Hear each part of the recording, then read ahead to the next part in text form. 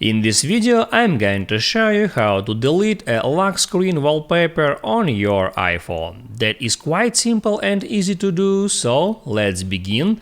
And first, lock your device and then hit on power button to unlock it.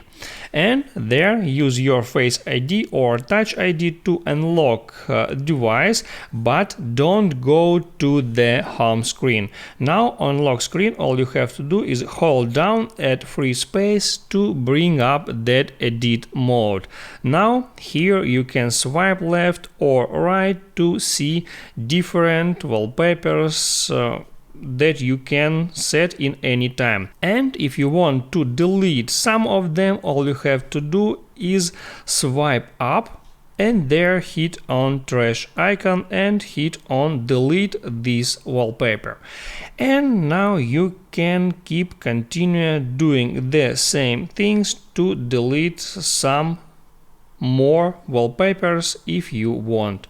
Now if you want to set some specific wallpaper, all you have to do is to select that wallpaper and then hit on it. If this video helped you out, don't forget to like and subscribe.